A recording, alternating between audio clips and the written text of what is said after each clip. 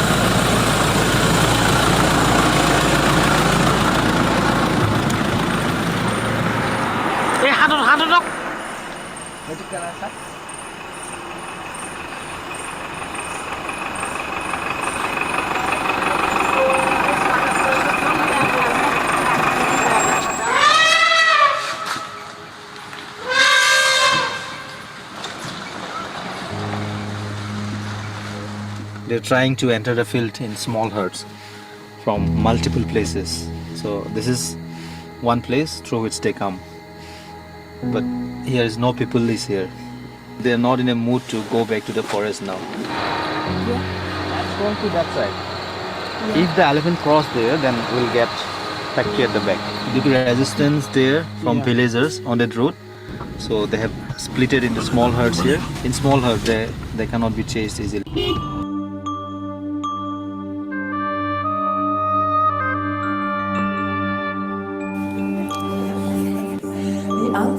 The training instrument. We have banned the ankush for usage because these elephants, that's another big topic that you just bring up. This huge creature can be so still, so silent when it walks the forest. It makes me think about a leaf hanging on a silky thread.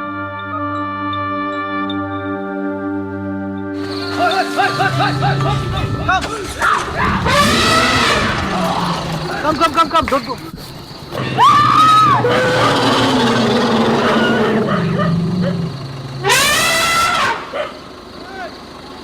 What?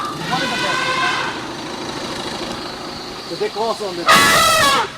That's the mom with a baby. Yeah.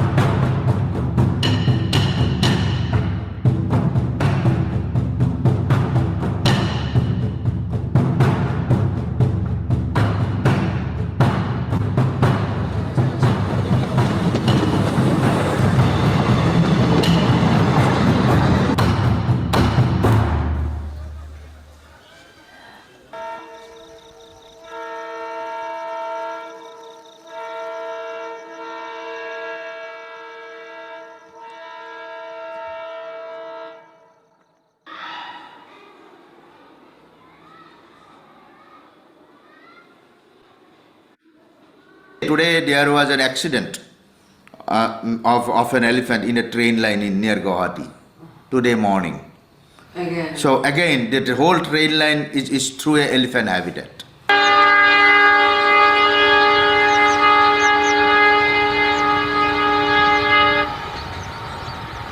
We had some other options, but we are stupid, no? Human is the most stupid animal in this earth. It has a big wetland in the other side, and elephants, they regularly come to the wetland, and we have built a busy railway line between the forest and the wetland. Yesterday, got down to the lake and they stayed here till 11 o'clock.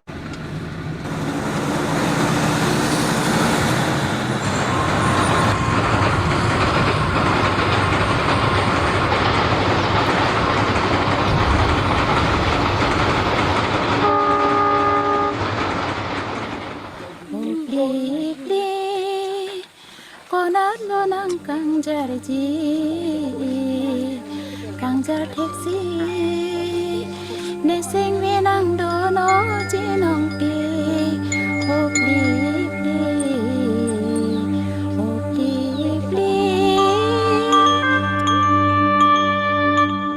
And everybody loves the elephant, and the elephant lives such a miserable life.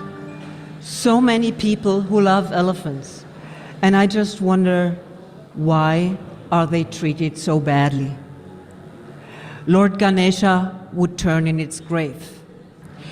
The Supreme Court records say in 2016 we have 132.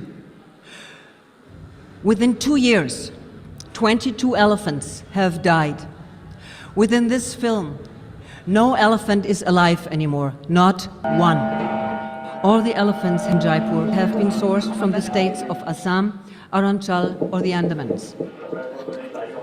Replaced illegally, they have been forcibly removed from their elephant families at the young age and have lived in a hot desert state to fulfill the desire of elephant rights from Indians and foreigners alike.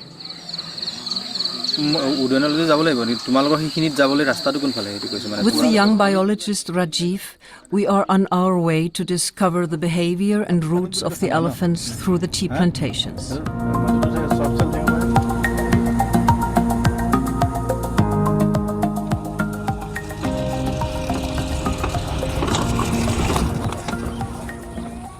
Tea garden, there's nothing for elephant to eat and all these things, but they are forced to take shelter because there's no other place where elephant can take shelter. They can stay in the daytime in the tea garden, and after sunset they come out from the tea garden and raid the paddy fields.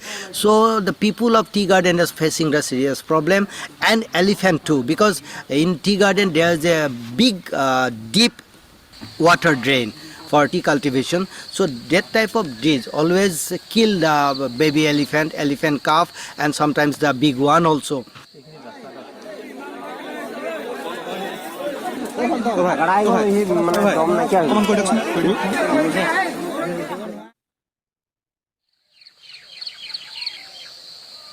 It was in the early morning hours when this herd was quietly moving through the tea plantation. Some people were worshipping their national heritage animal, and it did not take long and the mob took over. The more I learned about elephants in the wild, the more I understood that they have become restless tea garden elephants, chased by a bunch of young people.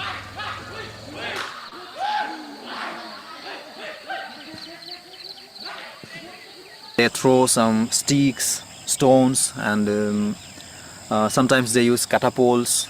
They throw some firecrackers. Thousands of people, they just come after the elephant herd. They're doing all these kind of things just for fun, and these things are disturbing the elephants very much.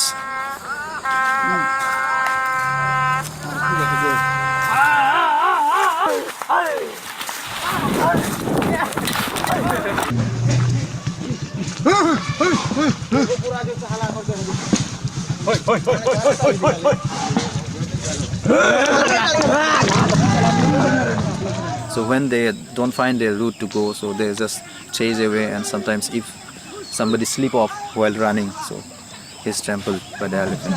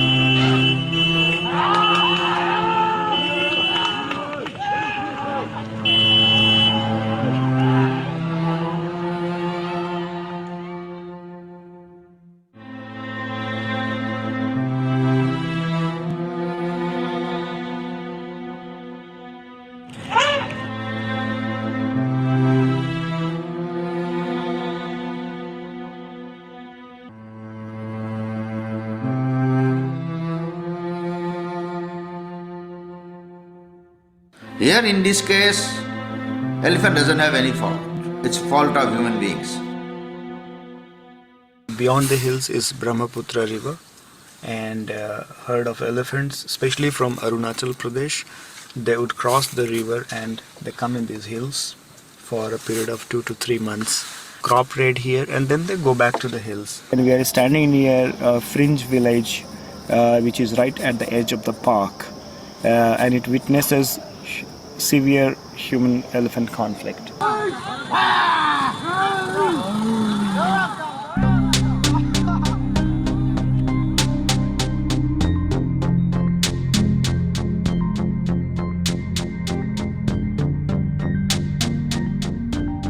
We the people of Golaghat and all these people, we are creating the new species of elephant. They can't survive in wild.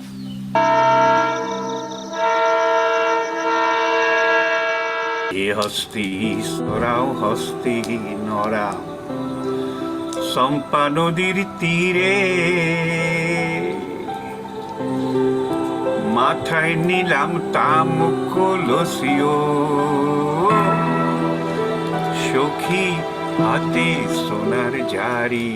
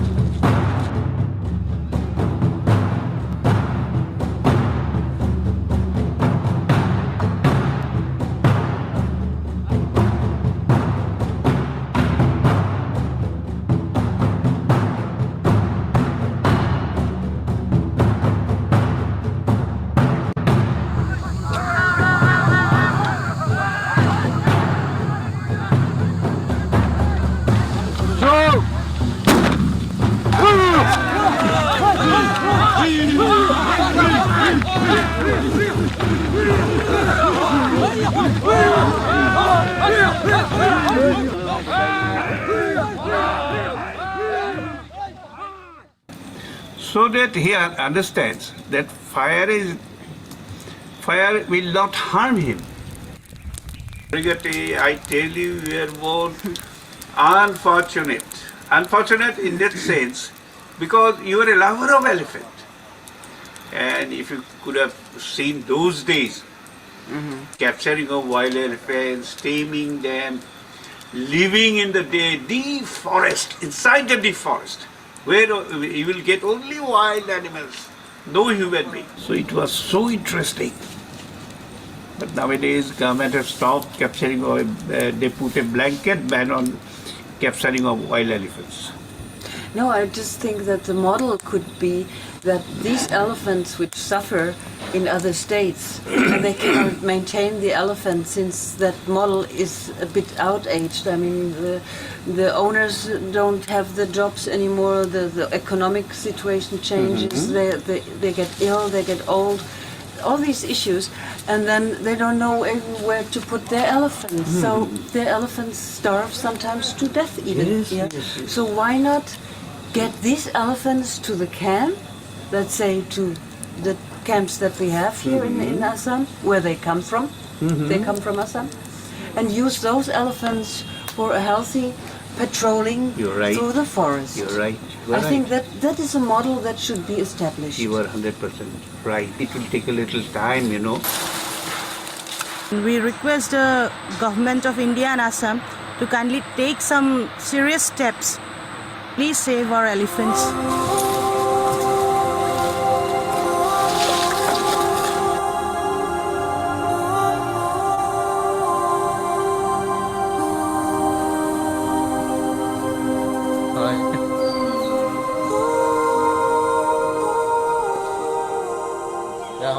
What relationship I have with elephants, I was often asked.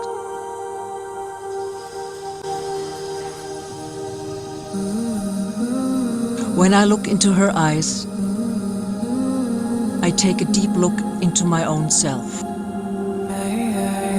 I feel so humbled when this huge being is touching me, feeling me out. What is inside this human? This human is my friend, isn't it?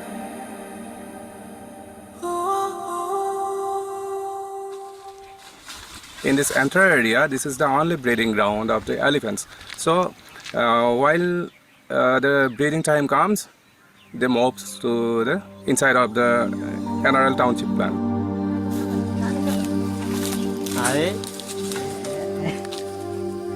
25 years back, the whole area was mostly famous for the elephants. No one people lived here.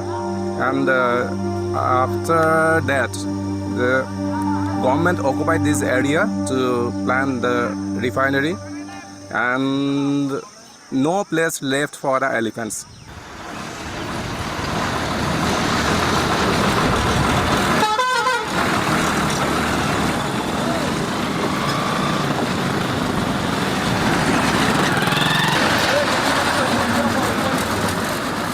You can see this white line is the National Highway 39, which passes through Deopahar proposed reserve forest, and right that National Highway 39, this is the area of township extension, and they have blocked this entire area by construction of the boundary wall. And as elephants, when they came from this area or they came from this area towards this area, now they find the blockage, and the boundary wall could be seen right from the National Highway 39.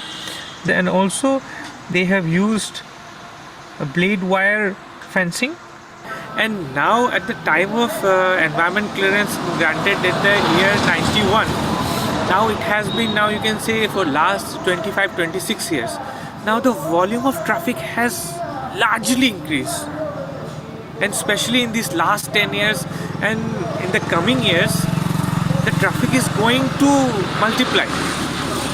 It was for last many years the road was there, and elephants are used to it.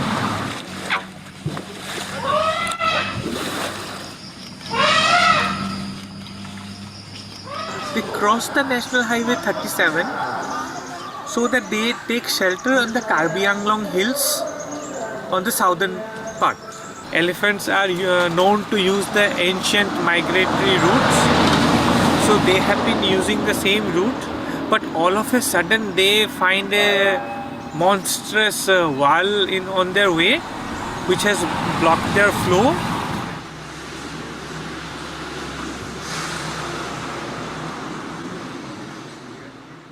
So this is the main habitat of elephant. Nowadays it is going to be a tea garden. So they have no habitats. So they are going to the lower part is totally agriculture. So after finishing the agriculture activities, they are going to the villages. That is a problem.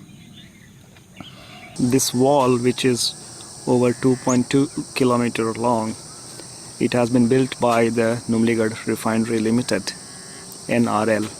NRL is a collaboration of Bharat Petroleum, Assam government and Indian Oil.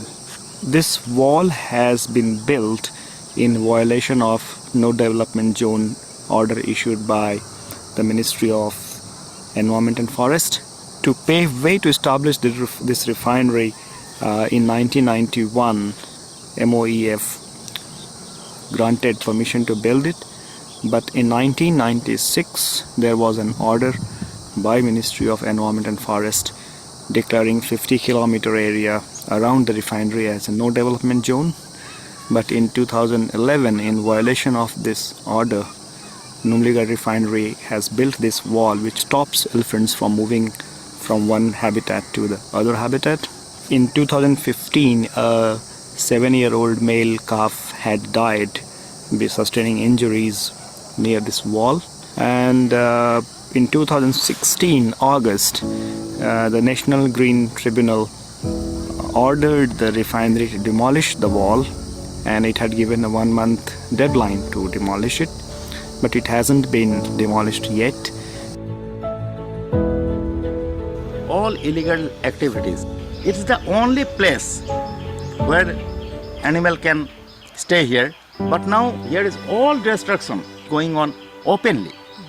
If any elephant who killed a man, who broken the house, we don't do any work. We have no any knowledge or idea about the elephants. We never try to understand their problems seriously. As a result, this problem comes more bigger every year, and ultimate, it's a very sad to say, this elephant's future will be extinct from this area.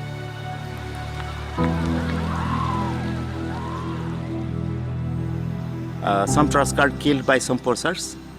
That is true, and somebody take the meat also, na? Elephant meat also, somebody. Elephant meat also, somebody. It's on record, I am telling you. There is a lot of poaching pressure in Karbi Anglong Hills. So it's very important for protection of Kaziranga and protection of elephants in this landscape that the corridors along this National Highway 37 are helped to remain functional, number one. And number two, that this habitat in Karbi Anglong should be made safe for elephants. Here in Kaziranga we have 3-4 defined elephant corridors, and we have blocked all those areas. Elephants got stuck in the park.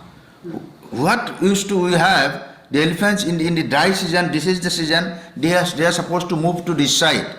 And now they cannot move. And one day Kaziranga will finish. The whole this 1,000 elephants, they will destroy the whole habitat here. So that's why elephants need to move from one place to another, so that regeneration comes and other animals also can eat.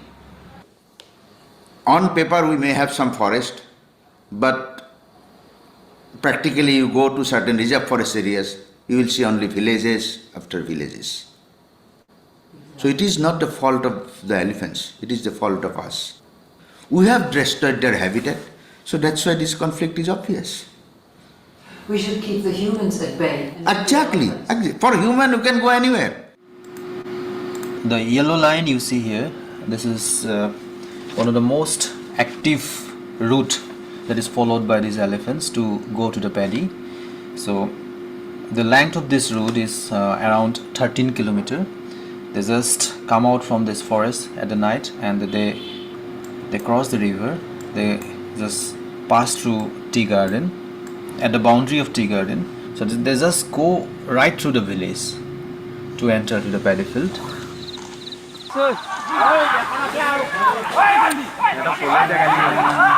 Few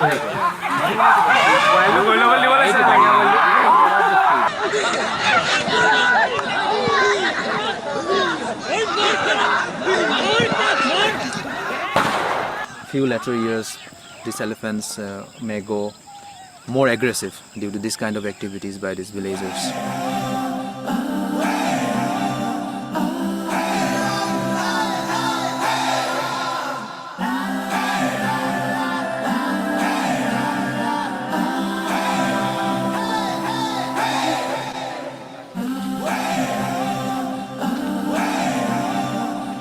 Whenever they go through these tea gardens, the people just surround them.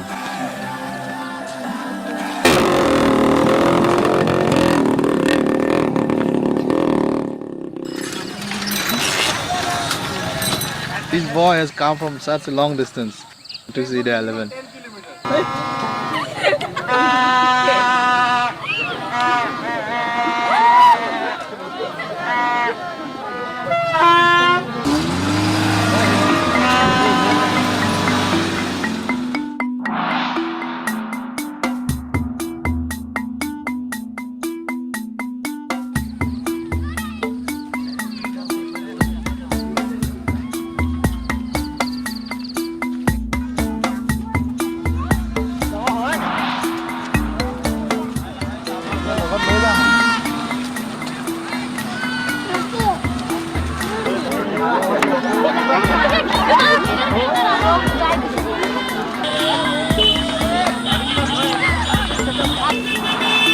Hundreds, if not thousands of people are in the field on the heels of elephants.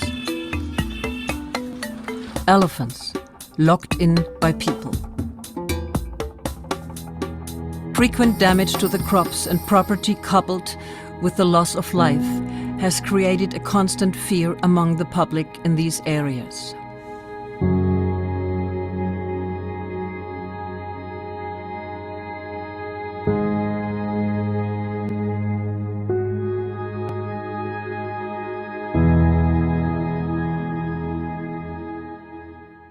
This is Nambour Doigrung Wildlife Sanctuary right now, and it is fragmented into three parts. This is main forest, and here is a fragment, and here is another fragment. And the elephant heart, it moves from Deopahar and it goes up to here, near up to Kaziranga. Kaziranga is here. And during the crop season, for 3 or 4 months, we have observed that they just roam in the tea gardens in this place where they take shelter. This is a corridor where elephants cross this way, and you see here is a tea factory is there. So at the time when this factory was set up, so a lot of hue and cry was there. Many people opposed it, that it's a part of the corridor, please don't construct this kind of factory here. But still it is standing right at the corridor of the elephant. So out of 90 days, maybe 70 days they have crossed this road. So it's a very busy corridor.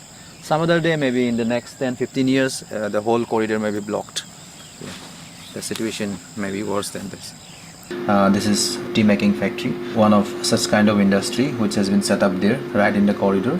And recently one brick making factory has come up here. So all this kind of activities are going on in this corridor.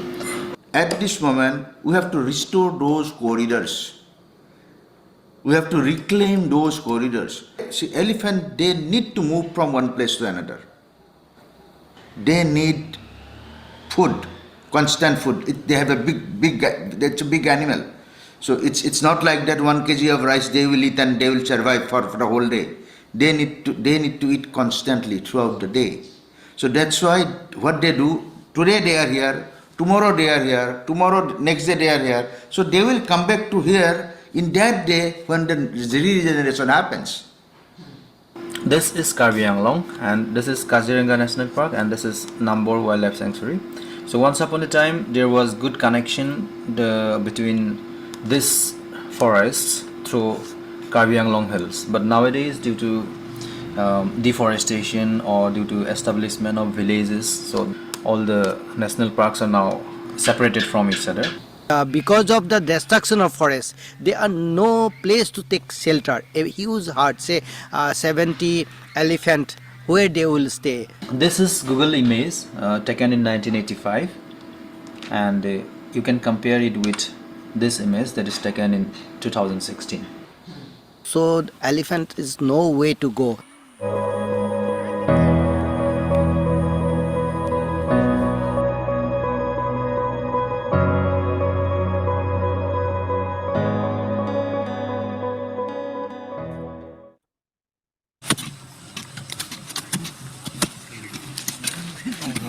How many hectares? More than 12 hectares land. We planted napier grass and banana, bamboo, elephant apple, jackfruit trees, and to improve the elephant habitat and to feed them. They did not go to others' paddy field. This year, on that side, there is no man-elephant conflict and only friendshipness. গোটেই প্ৰায় 20 বিঘাৰ ওপৰ আমি Napier ঘাঁহ লগাইছোঁ হাতী বন্ধুৰ সহায়ত আৰু মোৰ লগত আছে সেইটো নিজে আহি হাতীৰ কাৰণে আৰু হাতী খাদ্যৰ হয়গে আৰু ইয়াৰ লগতে আমি কলবাৰীও এখন তৈয়াৰ কৰি আছোঁ য'ত আমাৰ কলবাৰী প্ৰায় 15,000 20,000 কলপুলি আগতে ৰুইছিলোঁ কিছুমান এই হাতীহে হেন কিন্তু তেখেতে সেইটো সময় অত্যাচাৰ বেছি কৰিলে সেইখিনি আমাৰ ৰাস্তা বনাই লৈছে আমাৰ By regulation, by law, this cultivation land cannot be used for construction of industries, but it is going on.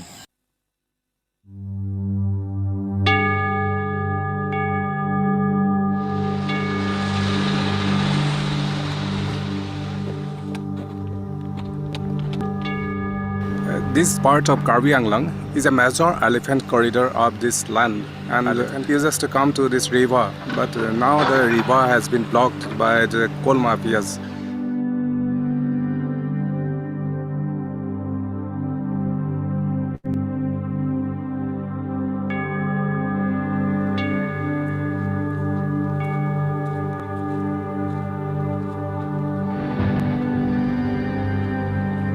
Dolamara range office Dolamara এই ডলামৰা ৰেঞ্জ অফিচৰ পৰা 1 কিলোমিটাৰ দূৰত্বত হিল মাফিয়াই বিস্ফোৰণ ঘটাই হিল আহৰণ কৰিছে ইয়াত কেঁচাৰ মেচিন চলি আছে ইয়াত এনে ধৰণৰ ইয়াত হাতীৰ বিচৰণ জেগাত যিটো ধৰণৰ পৰিৱেশ সৃষ্টি কৰিছে আৰু ইয়াত হাই ভল্টেজ বিদ্যুৎ টানিছে গতিকে ইয়াত ফৰেষ্ট পুলিচ বিদ্যুৎ পৰিষদ এটা নেক্সাস চলি আছে The stone quarry sits right in the smack in the middle of the migration route, and then elephants are disturbed by the sound. They're very sensitive to sound, so they will change their path, they will change their migration route and make detours, and the detours can, in the proximity of human villages.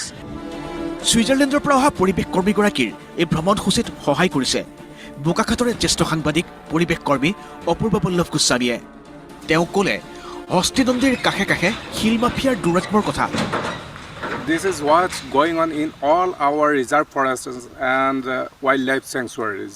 All the mafias are backed by political leaders and forest officials, police and militant groups.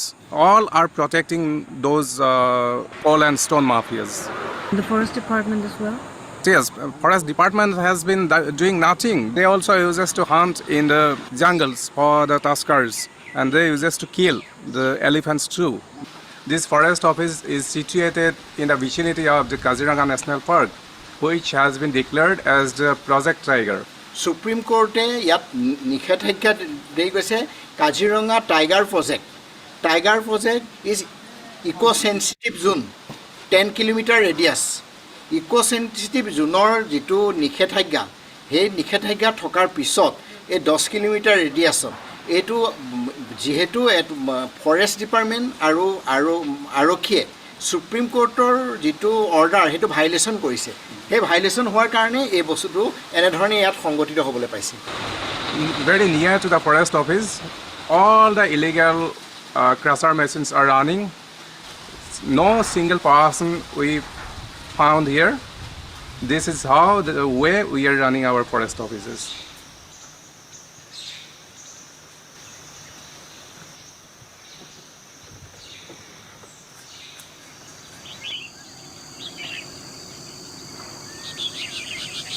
This is the route through which the elephant herd, they go to the forest in this side, and they cross a river called Doigrum River. Very much mining activities are going on in this river. Since this forest is a part of wildlife sanctuary, so it's illegal to do such kind of activities in this river, but still these activities are going on. Forest degradation, forest encroachment, illegal mining, illegal stone crashing, illegal detonations in the forest where elephants take detours for miles and then they cross not exactly on the provided corridors, they cross nearby. Bureau report, Protein Time. You are 100% right, because our forest land is now fragmented. These herds originally, their own habitat, there is Deopahar and Telgoram, where now the Numaligarh oil refinery set up. Elephant is So what we are doing wrong here, we have sensed all the connecting links from one place to another. That landscape has that we have sensed. We have built a big highways, we have built a big schools, right. We have established big villages, those areas were cultivation lands. So that's why elephant cannot move from the designated areas. The day goes everywhere. So here in this room, we have only two doors. Say these doors we enter and these doors we go out. If tomorrow somebody block this door and block this door, then we will try to go to everywhere. That's what happening now in case of elephants. I mean, you can see an elephant. I can definitely see more than one. I can see 7, 8 elephants there. Yeah, they are in a distance. But then these elephants, they cross this highway at least twice every day. That's another anti-poaching camp.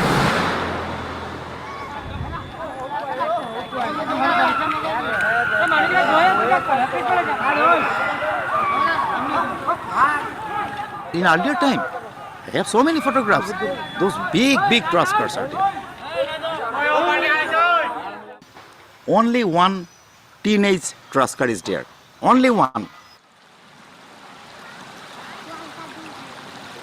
Last year, we taken some pictures from these herds. There are 4 or 5 tuskers. And if you come next year here to show these herds, I am 100% this teenage tusker will be finished. Scientifically also, this herd's future is not good actually, because they have already started the inbreeding, because it's totally in a pocket. They neither Kaziranga they accept their homeland nor number. Only this patch they live. It's a very pathetic life.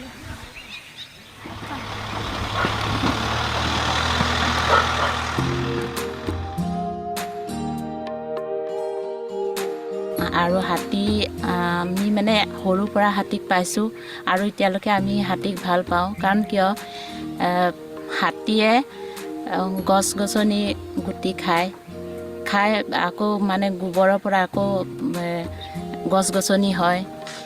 তেনেকুৱাতে মানে হাতীয়ে কিন্তু গছ গছনি ৰুৱে, কিন্তু মানুহে They grows fast. Look at this. Elephant eaten here and again grows. 13-14 feet high, the half person break and eat elephant. This grass is very favorite for elephant. This is guinea grass. This is napier. 1500 elephant apple we planted this area. Bamboo, jackfruit. This is good for elephant.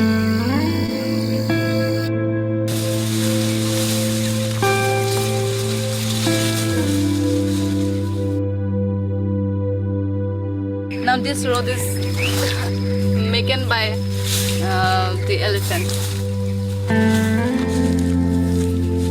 This also is dry enough.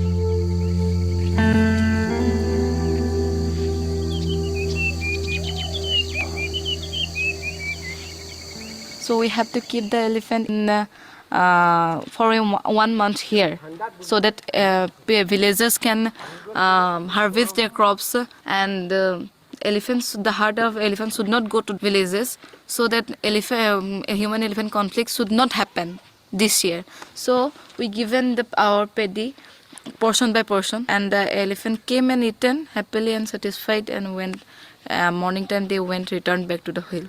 So like that, from this Garbi foothill to that side, we'll plant 9 hectares.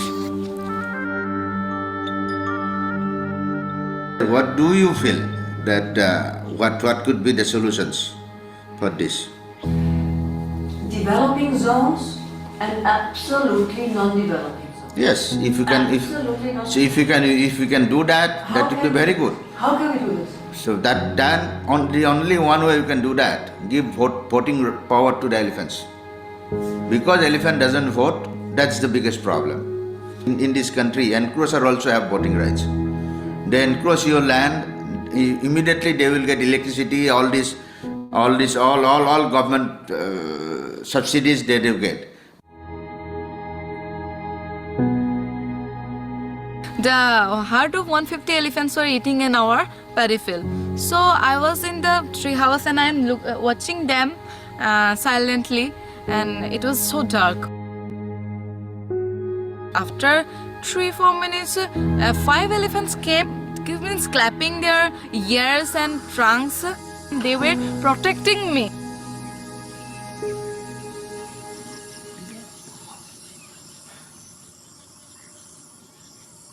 তাৰপিছত আৰু ইয়াত যেতিয়া খেতি কৰিলোঁ, আৰম্ভণিতে অলপ দিগদাৰ হৈছিল হাতীৰ কাৰণে। তাৰপাছত আৰু লাহে লাহে গোটেইখিনি ঠিক হৈ গ'ল।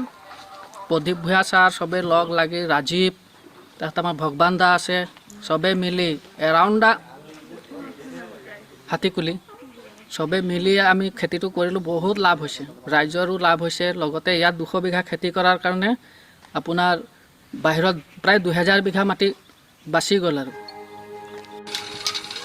সেইটোৱে মানে সেইটো কাৰণে আমি হাতীক ভাল পাওঁ, আৰু বেছিকৈ আমি খেতি কৰিব বিচাৰিছোঁ, যাতে যেন হাতী মানে ভোকত থাকিব নালাগে, আৰু মানুহ যেনেকৈ ধৰক ভোকত যেনেকৈ থাকিব নোৱাৰোঁ, হাতীও তেনেকুৱা মানে খাদ্য বিচাৰিহে গাঁৱত আহে। খাদ্য বিচাৰি গাঁৱত আহিলে সেয়া ঘৰ ভাঙে বা মানুহকো মানে মাৰে। এতিয়া বহুতে মানে আমি হাতীৰ যিটো আগত মানে উপদ্ৰৱ আছিলে, এতিয়া মানে বহুতো আমি ৰেহাই পাইছোঁ হাতীৰ পৰা। আমি ধৰক এতিয়া মানে হাতীৰ লগত মানে থাকি আমি বন্ধু মানে অতিটো মানে প্ৰিয় হৈ গৈছোঁ। এতিয়া হাতী থাকিলে মানুহ থাকিব, মানুহ থাকিলে হাতীও থাকিব।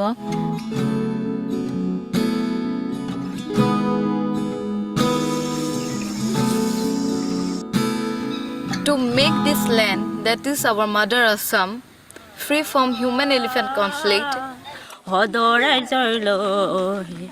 নমস্কাৰ, নাজানো আদৰ হাদৰ, নাজানো ক্ষমা প্ৰাৰ্থনা, সদৰ ৰাজৰ লৈ ক্ষমা বিচাৰিছোঁ আমি, নমস্কাৰ। our plan is successfully working. আপোনাৰ ডাইৰেক্ট বেনিফিট আৰু ইনডাইৰেক্ট বেনিফিট আমি 40,000 মাটিৰ এফেক্টেড এৰিয়াখিনি আমি ৰিডিউচ কৰিছোঁ, যিখিনি হাতী নোযোৱাকৈ ৰাখিব পাৰিছোঁ 26 দিন।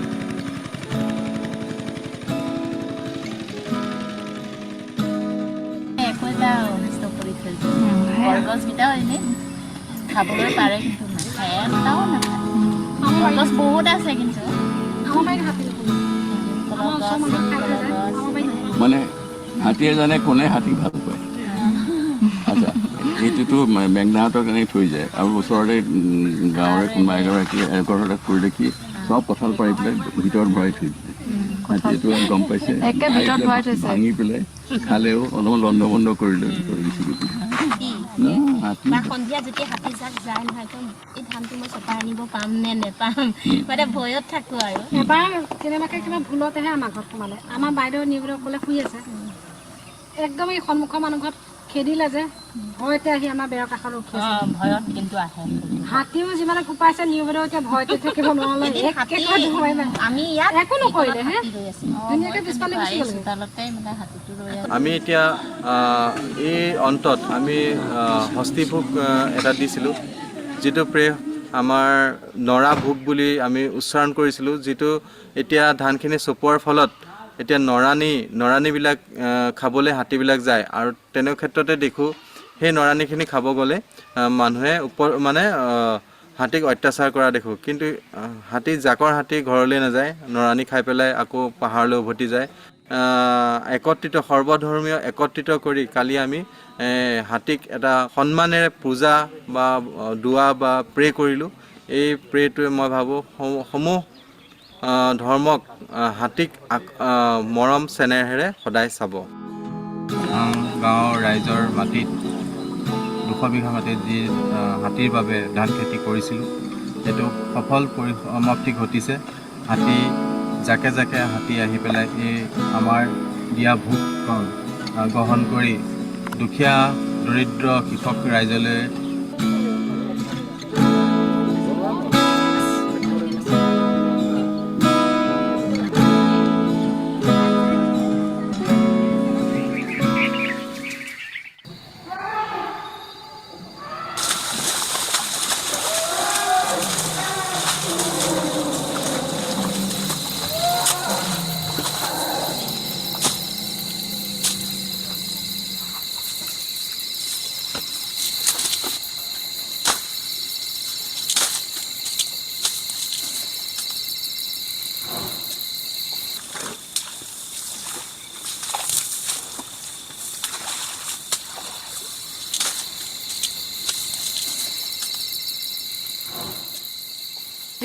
This side, everywhere they have done, and now we go 300 to 400 elephants come and eat the napier grass, and they again return back to the hill.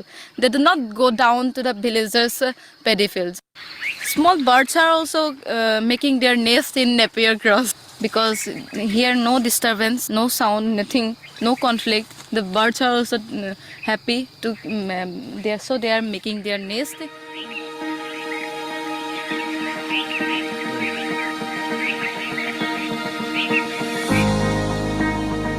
So they want that thing only. They want food, love, and no disturbance. So we are giving how much we can, whole life for the wild elephants. We will make this area elephant heaven.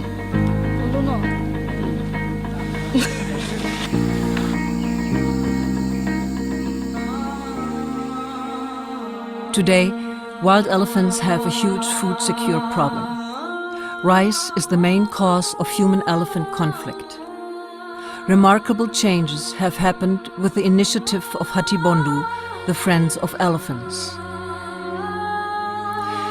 If we show some genuine acts of love to the elephants, human-elephant conflict will vanish like a bad dream. They will reciprocate in amazing ways. We must love elephants unconditionally.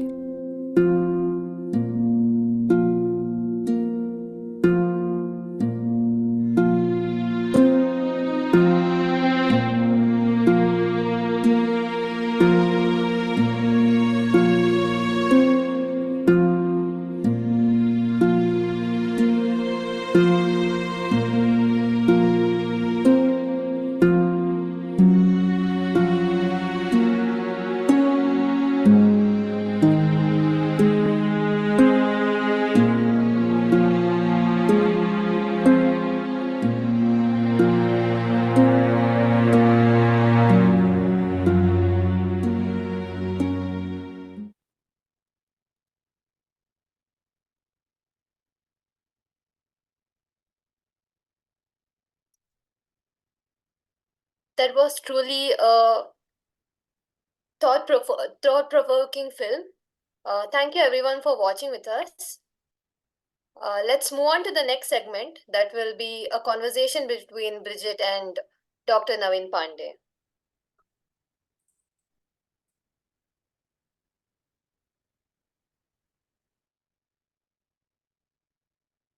Can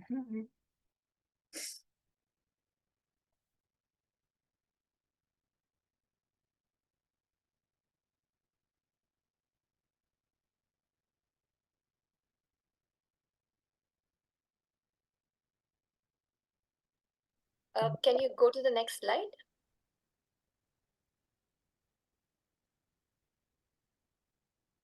Yeah, now let's move on to the conversation between Naveen Pandey and Brigitte. Dr. Naveen Pandey has been following elephants for over 2 decades. His first project was to assess welfare of forest department elephant in North Bengal. He has worked at interface of wildlife livestock, human interaction, and specializes in conflict mitigation and disease control. Primarily a vet who loves writing about nature, he holds a master's degree in conservation medicine from the University of Edinburgh. He serves the Corbett Foundation in the Northeast as deputy director and veterinary advisor. Over to Naveen Pandey and Dr. Naveen Pandey and Brigitte. I think you can introduce Matthew George also, and then they can start. Sure, sir. Matthew George is in his younger days was to take up the occupation of full-time mahout of a captive elephant. However, he changed his perception on meeting an elephant ecologist who took him through the ordeal elephant in captivity. Ordeal elephants in captivity is subjected to throughout their lifetime. Thanks to the expert who channelized his energy to work for the betterment of elephant for both in captivity and in the wildlife. Matthew George was the founding team in the formation of Friends of Elephant, and his company has been a sponsor to all of our events ever since. Matthew has been a volunteer to the activity of the Forest Department and few NGOs into the wild elephant conservation in last 15 years.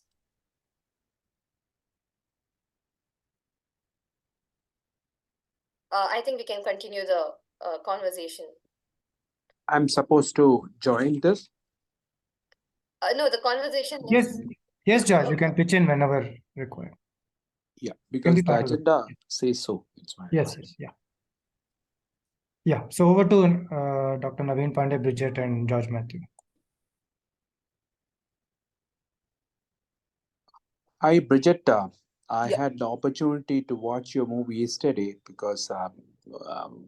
Surendra Verma wanted me to be sure about the movie before I come in today as a moderator. It was an interesting movie to watch. It starts from the caption itself. The fall and rise of the elephant paradise. It's not the other way around, which we I think Naveen is not allowed to unmute. Can you help? Naveen Pandey is not able to unmute. Can you help him? He sent a message. Yes,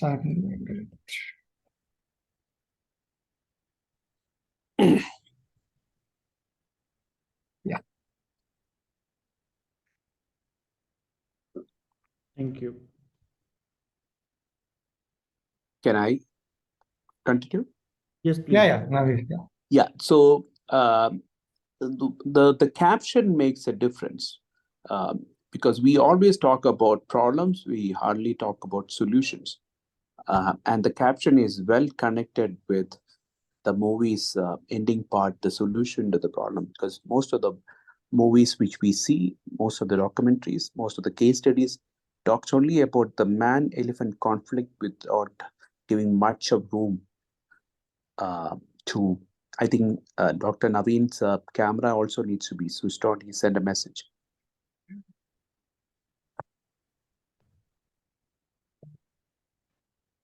Yeah. Is it switched on? Can I? He sent a message. Yes, I'm doing it. Please continue. Okay. Yeah. So we always talk about the conflicts. We hardly talk about the solutions. And Brigitte's movie has very carefully crafted very well in highlighting the problems of fragmentation of the corridors. And then she has come and given us a very realistic case study of a couple who have transformed a landscape and prevented elephants moving to the the fields on the other side. And with a small bighas of land they started, and it is very effectively controlled the movement of people this side. Second point, Naveen, as I see it, the couple were able to bring in communities together across faith, connecting them back to the elephants and for a larger purpose of protecting the gentle giants. There'll be a lot of hostile nature of the villagers. I think that's been absorbed to a greater extent by such activities. So these are a few of my thoughts to start the discussion today. Over to you, Dr. Naveen. Thank you, Mathew. You have rightly noted and summarized the messages contained in the film. I'd like to extend my sincere thanks to Friends of Elephants for organizing this the conversation and screening of the film. And I also thank Brigitte for taking the trouble of documenting it, actually. And the more we deliberate, the more we document, there is more likely to find a way out of a challenge. Unless things are documented, we don't know where we stand. So thank you very much, Brigitte. This is a wonderful film to see. Your previous film on Jaipur's elephant was equally effective, I will say. I will not say interesting, because these are not interesting things. These are disturbing things, actually. Yeah. So thanks for making such films. May God strengthen your future work also. In the narrative building, in the recent times, I think that rather than frequently using the phrase of crop raiding, it's better if we shift to crop eating, because elephants don't raid crops. Actually, they just eat them, and it's not, they're not committing a crime. So first of all, I mean, I have, there are certain issues which have been highlighted in the film, and the good part is that Brigitte took the challenge of connecting with regional and local conservationists. So the Kaziranga landscape has produced very enthusiastic, it has nurtured very enthusiastic people turn into conservationists. So we have seen Dr. Atin Burman, we saw Dr. Raju Basumatari, we saw Apurvada, and we also saw Mr. Uttam Saikia, and then Mr. Goswami, so many, and all of them, they have exceptionally gifted understanding of elephants. So it's so nice to see them in the film. So I thank on behalf of all the people who contributed to the film. Now, to begin the conversation, Brigitte, my question will be like, we have challenges of elephants in Orissa, Chhattisgarh, now recently in Madhya Pradesh for last 5-6 years. The challenges are there in Myanmar, Bangladesh. So it will be good for our viewers to hear from you, like why you chose to base your story in the Northeast, number one. Why elephants, number two. And if you can elaborate, then I'll come to my next question. Yes, thank you very, very much, Naveen, for your wonderful words. I'm on a grassroots level always, and I like to work with the locals and interrogate them and have them think in front of camera, what's wrong here, what's right here, and etc. So all these things you have really seen very well. And also thanks to Mathew, because I appreciate so much your very first profession. I cannot even tell how much, as a full-time mahout. That that is that is really my other section that we cannot fit in here today. Okay. But that is absolutely wonderful, and if we both can connect, because I'm very closely connected to Wildlife and Rescue Rehabilitation Center in Bangalore, Okay. and they are always in need of excellent mahouts. So just in case, you want to go back to the roots, there is one. Yeah. Most welcome. Thank you, Matthew. To your question, Naveen, to your questions, actually, I have to scratch a bit my head because that topic is so broad and so wide, and I think if I have to start always almost from the backside of the answers, which is one, we cannot simply translocate a solution from one place to another. Numaligarh is a good example. That project doesn't work easily like that in Numaligarh. That needs a lot of research. It needs a lot of talking to people, talking to locals, seeing what they're up to, seeing where the fields are. It needs a complete understanding of the environment. And I think the same, since I was in West Bengal as well for shooting, applies to West Bengal, it applies to other locations. It cannot easily be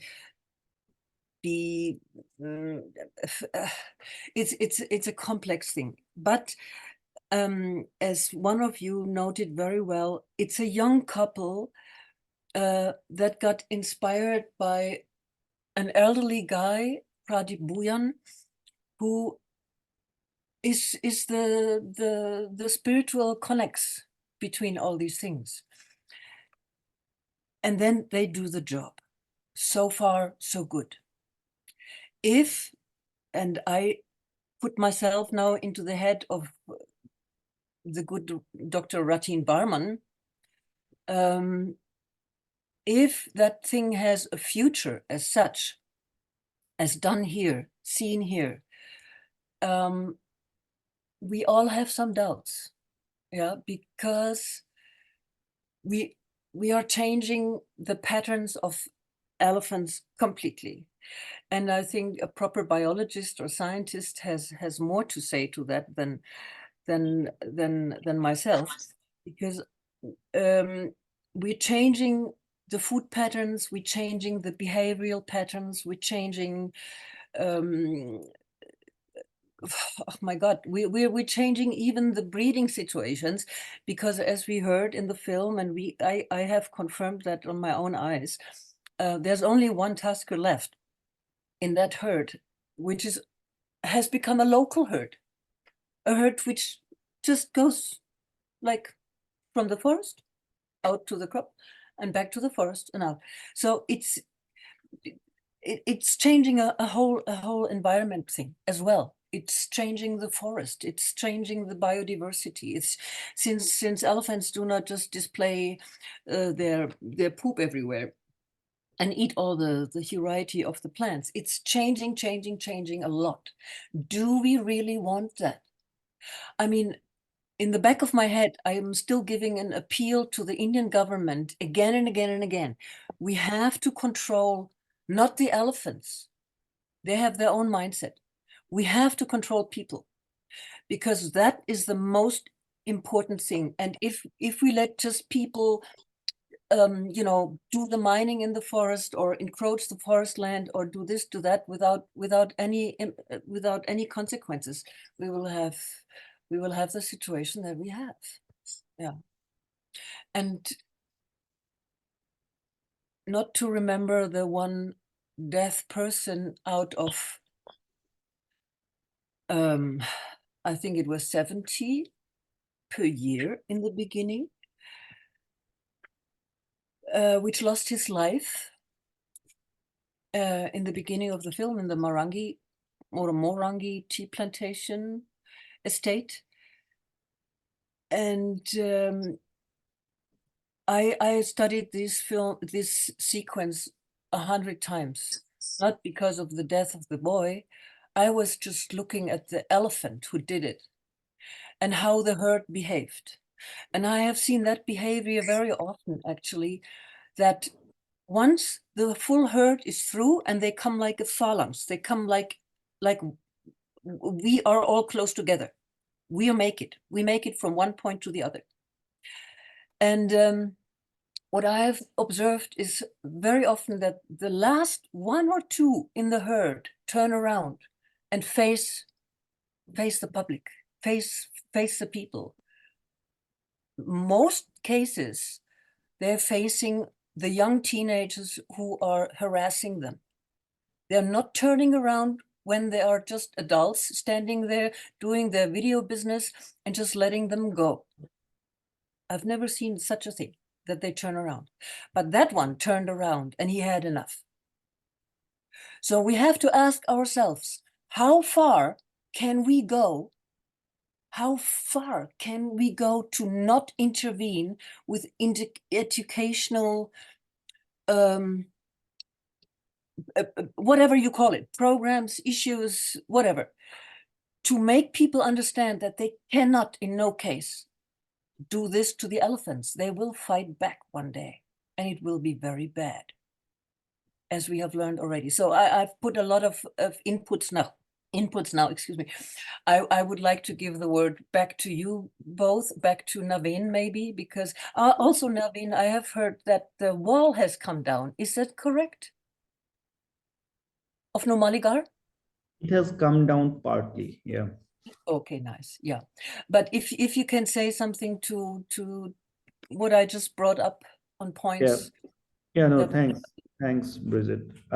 Immediately after that painful clip of an individual being crushed, the next clip had a dangling leaf, in the film for 4 to 6 seconds, and that looks like it has been very deliberately used there as a metaphor. I mean, the life hangs with a very fine invisible thread in the film. So yes, for some of the viewers who are not well versed with this area, I will just, for the sake of clarity, I like to tell that the film has focused on 5 different elephant habitats in Assam. I mean, 4 in Assam and 1 in North Bengal. So North Bengal one is very clearly labeled as North Bengal, so we know. But the Assamese sites that have been shown in the film is the National Highway 37 bisecting Karbi Anglong and Kaziranga National Park. The one which you see is the other one is Nambor Wildlife Sanctuary and Nuligarh Refinery, that is on the road leading to Golaghat. That's a different section. And third one we saw where this young couple are experimenting with alternate crop. And the fourth site that we saw in the film was near Dipor Bill. Dipor Bill is a wetland in Guwahati, or at the outskirts of Guwahati. It's a Ramsar site, and where the train goes and elephant accidents were reported. Unfortunate incident had happened.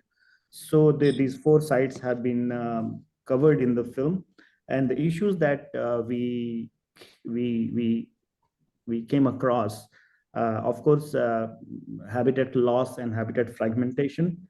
We also watched about poaching issue, like when Arupda says that earlier there used to be more number of tuskers and now there was only 1 left. And he said that he was sure that by next season that young sub-adult tusker will also vanish. So that points to a very serious issue of inadequate protection measure that has been highlighted in the film. Other conservationists like Dr. Rathin Burman, he heavily talked about corridors. He says that corridors are getting choked, which is true in this entire landscape. Not only here, even in states like Orissa, Madhya Pradesh, Chhattisgarh. Madhya Pradesh is a new state that, I mean, elephants have recolonized after 100 and 150 years. So corridor choking is a serious issue that we are facing now. Now, I like to hear from Mathew, actually, when I look at elephant situation, I mean, I have been following elephants for the last 20 years, and the more I follow them, the more complicated it gets. Every 2 years or every 3 years, new challenges come up. And now with this habitat loss and fragmentation, they are visible almost everywhere.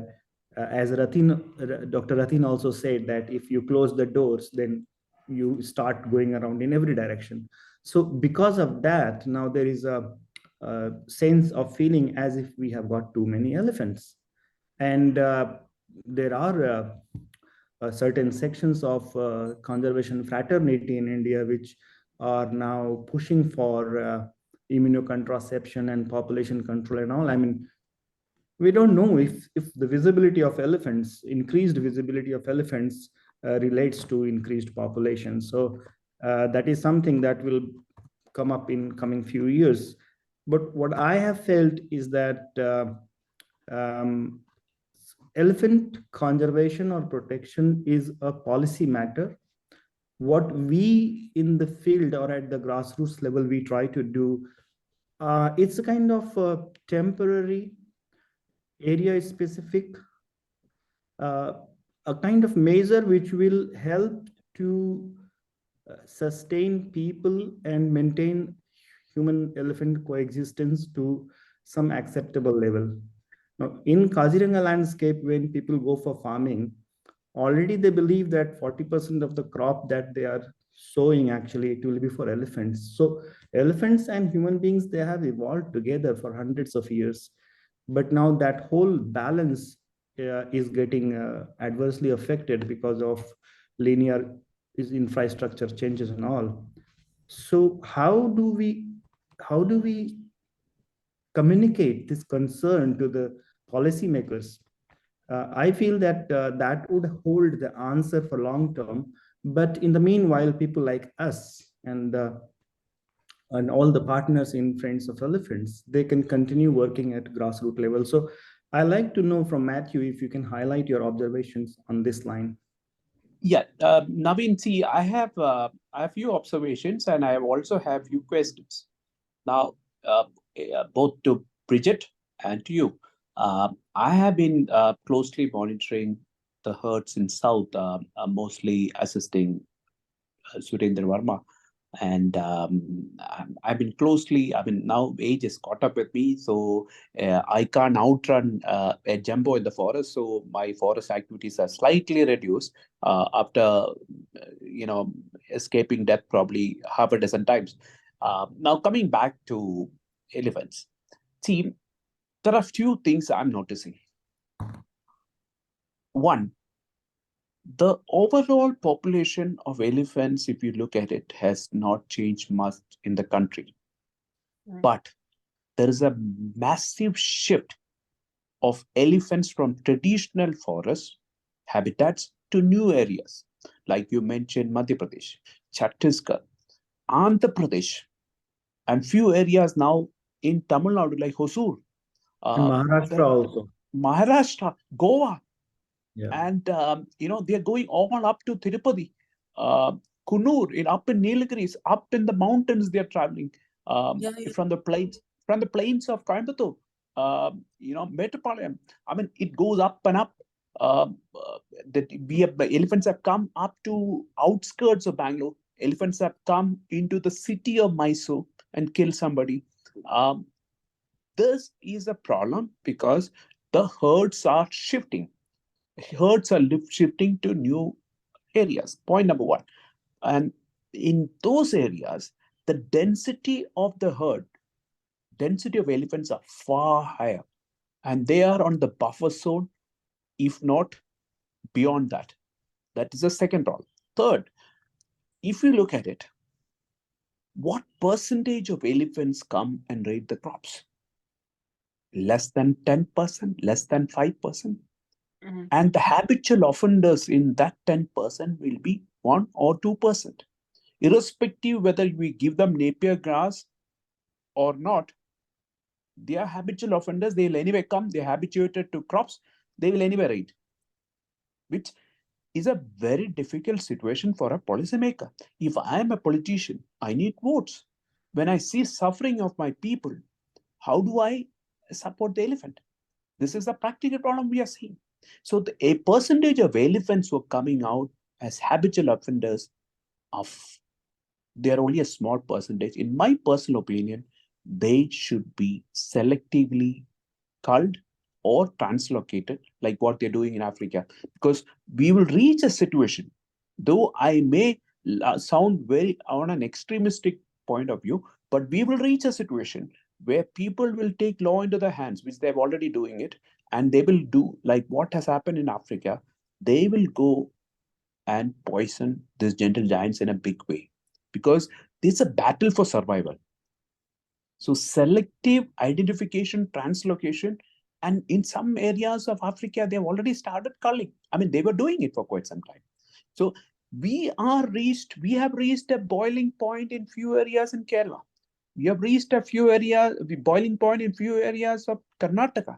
In Tamil Nadu, it is going out of hand every day, and we have a elephantine problem, which nobody is able to give a solution. So my larger question to both of you is, by planting Napier grass, what percentage of elephants you can prevent from coming to crops? Because as I understand, elephants who are habituated with the tasty crops of the farmers with fertilizer will not move out from that. This is what I've been reading it. Over to you, because you are on the field. You know it better.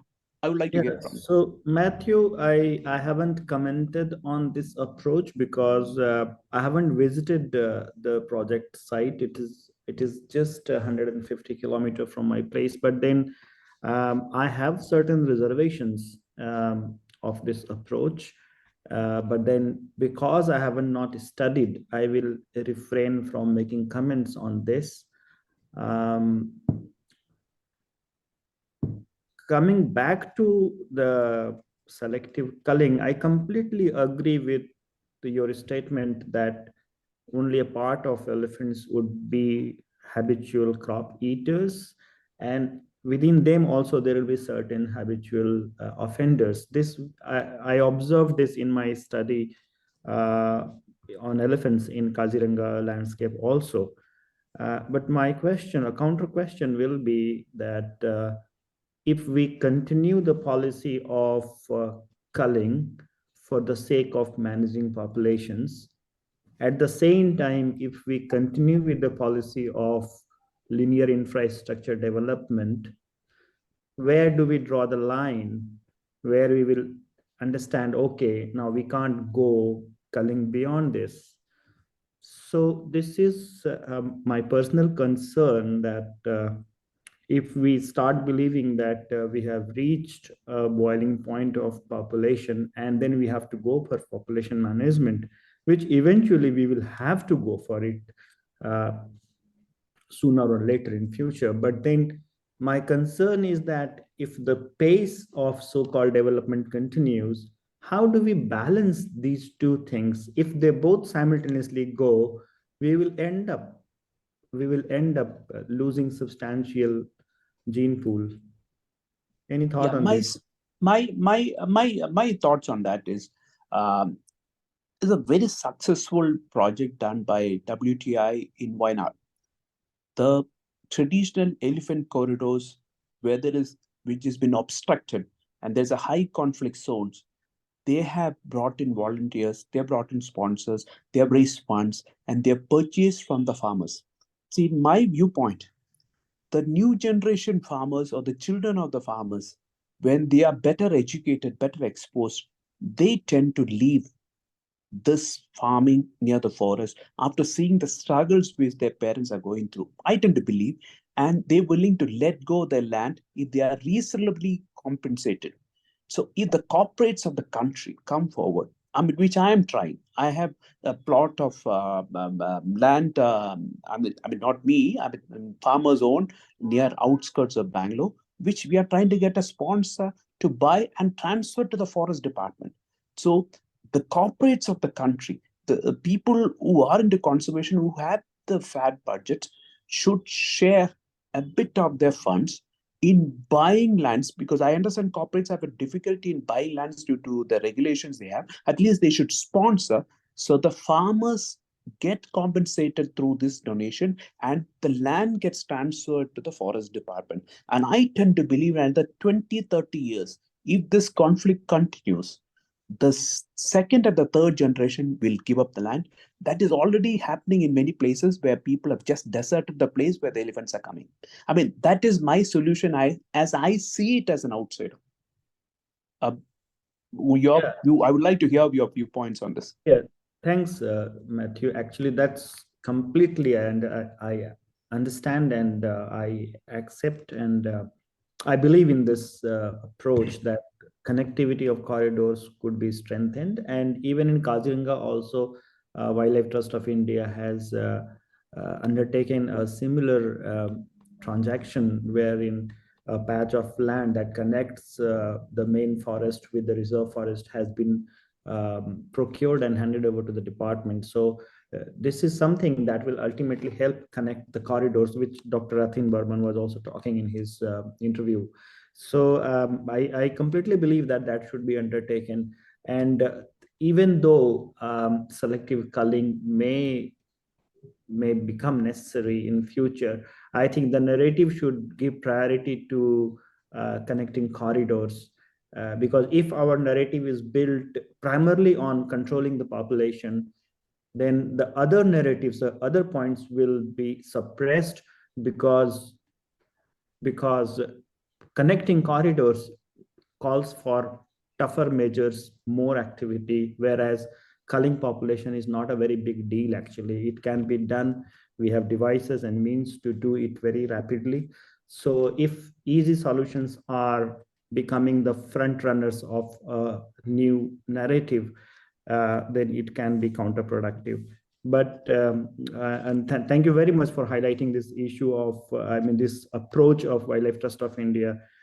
Here in Kaziranga, Corbett Foundation runs projects to strengthen human elephant existence through modification of traditional lookout points, the watchtowers that people make in their individual crop fields. So we have made it as a group activity, and then we have realigned the lookout points so that their approach is strengthened. And to be a part of that, people have to give up using any kind of sharp objects on elephants, and then we strengthen them with bigger lookout point and powerful flashlights, so that the direct confrontation could be minimized. But again, it's a very small scale site specific measure. Actually, it doesn't address the core of the issue. So as you have pointed out, connecting corridors by purchasing land, giving back to the forest department, or somehow securing land so that elephants can move from one habitat to other habitat will be very helpful. I'll come to one statement that I saw in the film where Brigitte says that if we show some genuine love for elephants, human-elephant conflict will vanish like a bad dream. So, Brigitte, can you please elaborate this? And then you also say that people should love elephants unconditionally.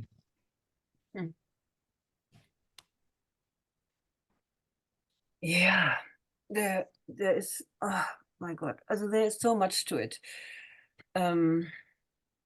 What I mean by that sentence is primarily that we are living in, except we are on a close confrontation, we are living in pure ignorance. And such a thing wouldn't even exist. We are exploiting nature to bare bones. I mean, it's beyond anything.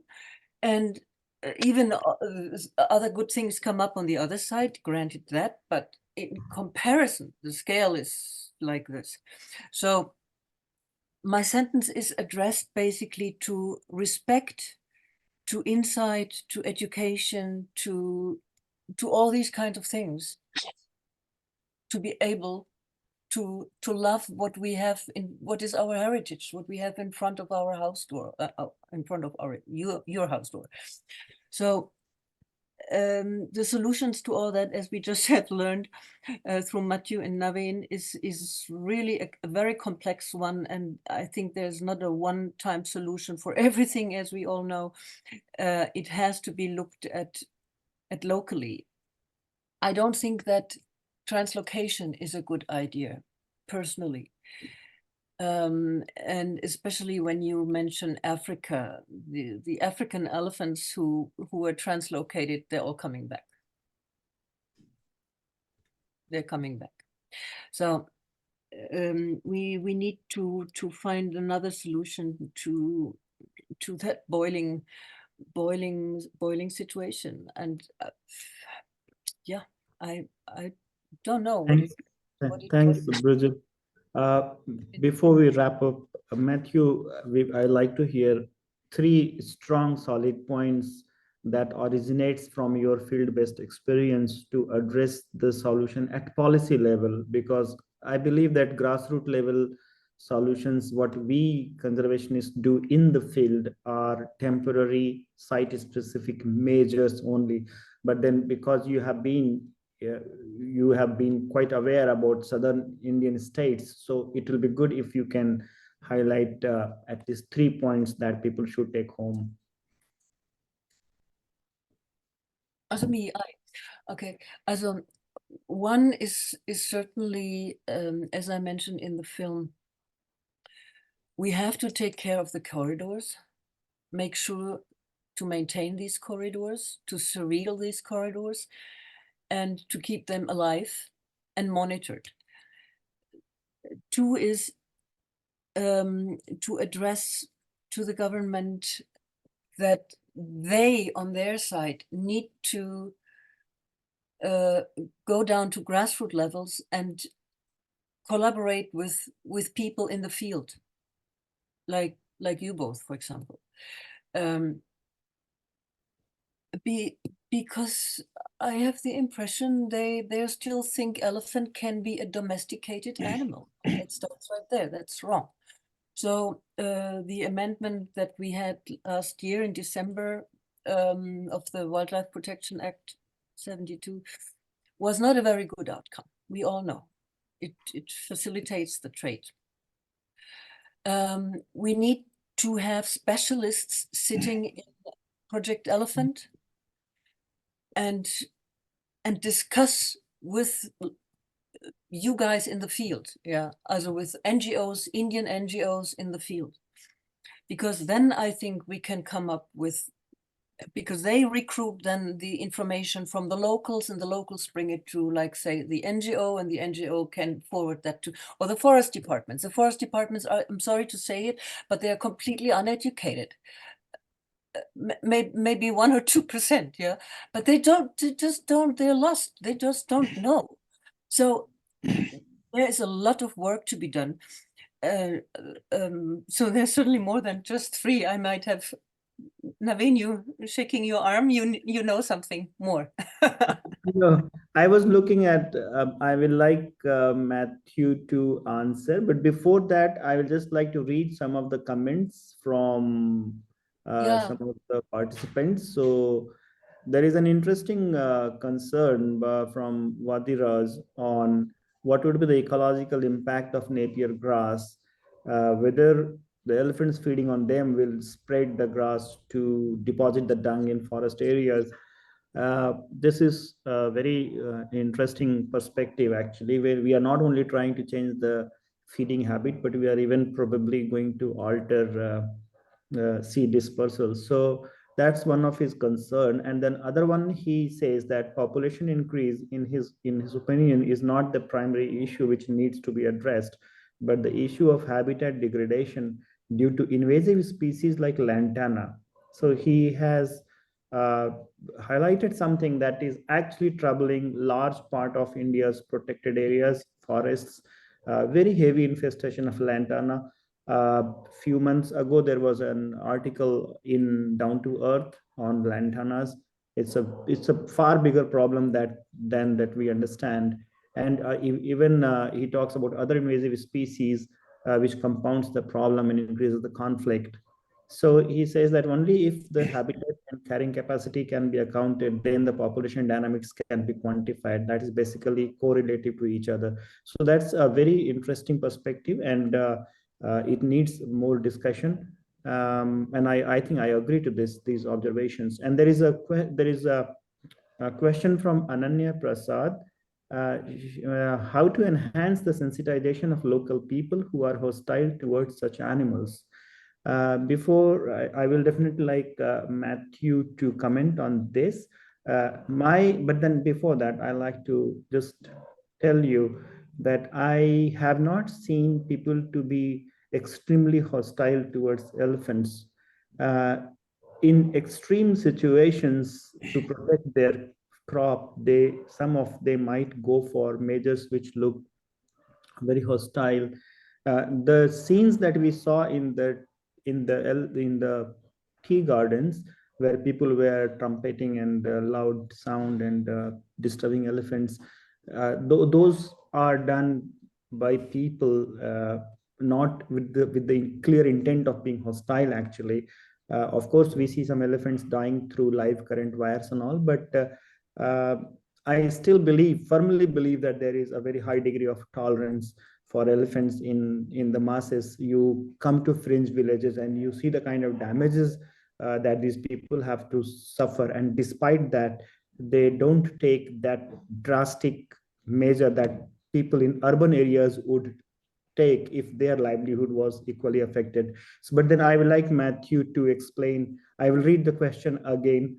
How to enhance the sensitization of local people who are hostile towards such animals? Mathew, please. Yeah, Naveen, sorry, I lost the train of thoughts in between. I'll come back.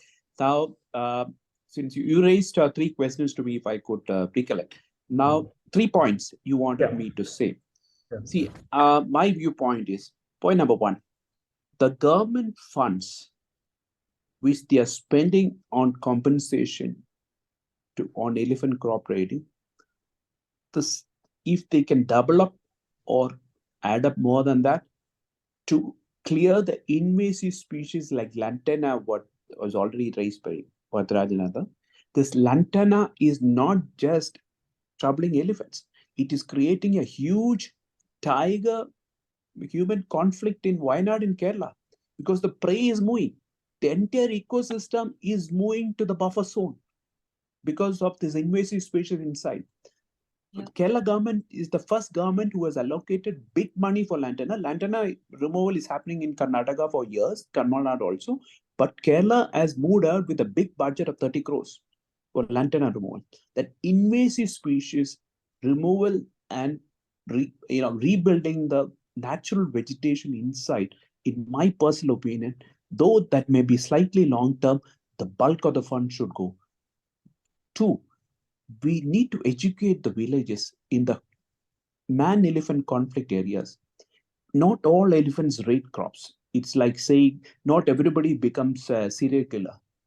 Only few percentage or a micro percentage of human population become criminals. Likewise, few of these elephants, the numbers are far and few. Don't look at the entire elephant population and see they are all my enemies coming to raid crops. Because I have seen in Karnataka, villages say, your elephant is coming and damaging my crop. It is our elephants. So when the livelihood is at stake, the entire herd is treated as, entire elephant habitat is treated as a culprit. Whereas these only selective animals. And those selective animals, now Karnataka is very effectively translocating many of them. To some extent, it has worked in Karnataka, but it has failed in Kerala, as Brigitte said. Most of them, they don't necessarily come back. They go to the nearest human habitat and do the same thing again and again, repeated basis. So translocation may not be the solution, but capturing them and making them kumki elephants, though it is a torturous process, I think it's a necessary evil, because Karnataka has built in large number of kumki elephants and they are exporting to all the states. Without their support, without the support of the kumki elephants in forest department, we cannot control the wild elephants. The number of kumki elephants, in my opinion, has to go up. It is a necessary evil. I mean, I looking at it in a very practical perspective. Third is the rail fencing. Though it is extremely expensive, if the government can move forward with larger areas of rail fencing, it has worked out wonders. But the flip side of that, what we have seen is wherever there's an effective rail fencing, that location, the problem is completely eliminated. But kilometers away, a new location where there was no conflict, it starts. So it's a never-ending process, but that's the only way to protect the villages. Lastly, as I mentioned, these corridors, NGOs have to come forward and make presentations to corporates and even standalone people to share some funds to buy this land and transfer back. Lastly, with the villages, we need to have a bigger role from the forest department. NGOs are doing a great job in educating them on elephants, but I think the forest department also has to win them over and to specifically say, these are the areas we cannot do anything further because this is a typical elephant habitat. If we don't move out, this is a lifelong problem. I mean, this is my viewpoint. Thanks, Mathew. Well taken. I mean, the points are very valid and they need to be deliberated and documented and published and publicized more, actually. Before we wrap up, I would like to read a statement in the comment section from Saeb Abu Hanifa from IPB University. So the comment is that most people think that the elephants should stay in the forest land, but the elephants look for food which are available in all habitation. So here the comment is echoing the comment that Dr. Ratin had also made, that elephants are long distance foraging animals and they need to keep moving so that the vegetation and habitation doesn't completely get spoiled at one place. So I think with this, we would like to wrap up. Are there any questions that I have missed? Probably not. So with the permission of Mathew and Brigitte, I'd like to close the conversation section and then you can proceed to your next step. Thank you very much. Thank you too. Thank you. I would like to thank everyone for taking their time and being a part of Friends of Elephant and watching with us. I would especially like to thank all the speakers today, Brigitte, Dr. Naveen Pandey and Mathew sir, for such a nice conversation. It was such an honor to be a part of Friends of Elephant. Thank you, Naveen, for coordinating with me. Thank you. Have a great evening, everyone. Thank you. Priyanka, before you wrap up, one small input to Surendra Verma, that Friends of Elephant's name can be changed to Hathi Bondo. It means the same. Oh my God. wishing you all a Merry Christmas and a Happy New Year in advance. Yeah. Thank you very much. Thank you. Let's all keep in touch. My email ID is there. Let's connect. Yeah. Otherwise, my email ID is there in the trail mail of Surendra Verma. Where is your email? What we have exchanged. The mail's not here. In the emails, what Verma ji has sent. Okay. So let's stay in touch and see how we can work together. Thank you very much. Thank you, Priyanka. Thank you, Naveen. Thank you. Thank you, everybody. Thanks a lot. Bye. Bye.